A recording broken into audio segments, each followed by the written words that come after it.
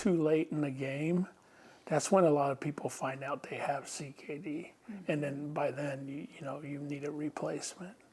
And I was just being so bullheaded. I was like, oh, I'll get through this. Yeah, I'll beat this. A year after being diagnosed, Ron Manu is finally bringing attention to his chronic kidney disease in hopes of helping others. He decided to share his story now because March is National Kidney Month. Meridian Man is among 37 million Americans living with the disease, which is about 15% of adults in the U.S. Morgan Romero has the story. Oh, I love it. A loving husband. Yeah. Yep. Yeah. We're going to be good. Yep. Father. Right there. He will. It's a lot of boy.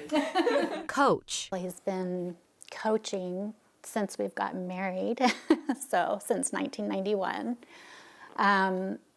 Anywhere from college on down to Optimus. And now, kidney disease fighter. It's a silent thing until all of a sudden it's too late.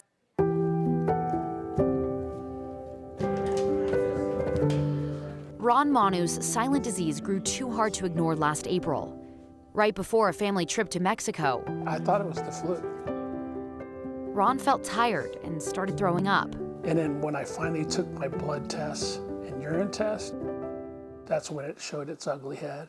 He says those tests found high levels of phosphates and creatinine and low levels of vitamin D and calcium. Although he was urinating, his kidneys weren't filtering out toxins and waste. Still, he tried pushing through. He didn't want to share. He doesn't like to tell a lot of people, and so. That's kind of been my personality all my life, though, because that's what brought me to Idaho, was being an athlete at Idaho State. And that's the way I kind of approached this disease, was, okay, this is just another hurdle I have to jump. I'll be fine. But Ron wasn't fine. He wound up in the emergency room at St. Luke's, where doctors diagnosed him with chronic kidney disease. It was stage 4. Specifically, end-stage renal disease. The human body has a remarkable ability to basically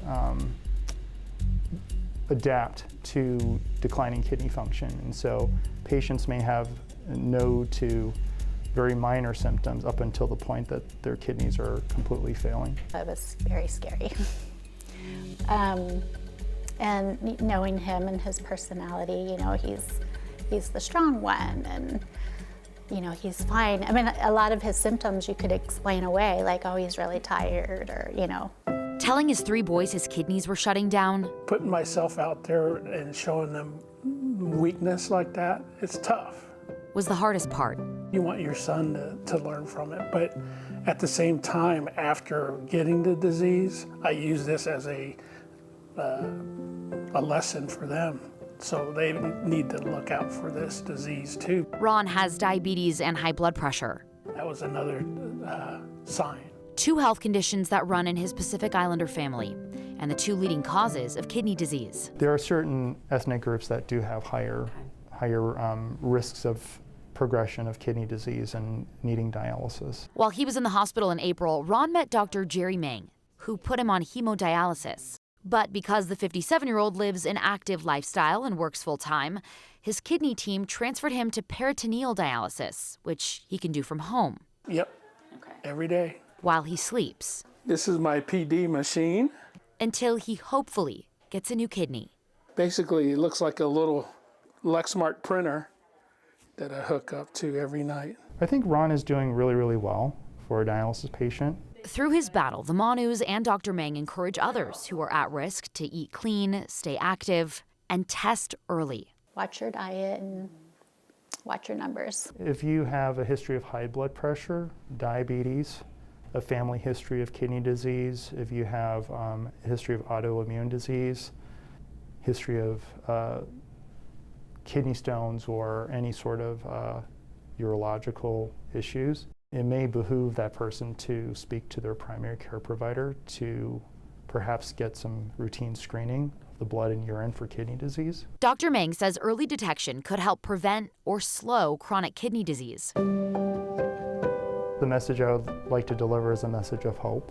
As medicine and genetic testing make huge strides. There are some things that we can do to prevent, treat, kidney disease that we have more of now in the last 5 to 10 years than we did in the past. That message of hope Very hopeful, a lot of praying. is one the Manus want to spread too, as Ron waits for the perfect match. Only the Lord will pick the right kidney for me. Most of us have 2 kidneys, but we only need one healthy one.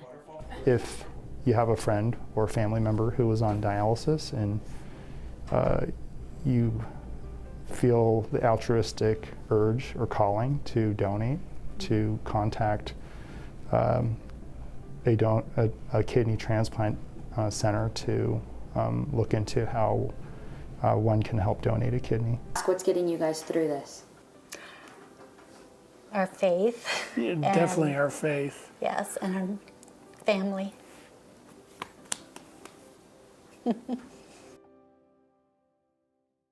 Ron signed up to get a new kidney about 3 months ago. He's one of more than 100,000 people in the U.S. waiting for kidney transplants right now. About 17,000 people do get one every year. People can wait years, though, to get a kidney.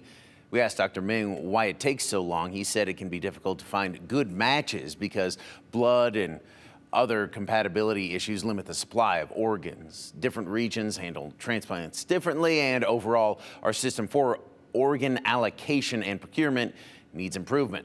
If you want to learn more about Ron's story and how you can help, head to this story on our website, ktvb.com.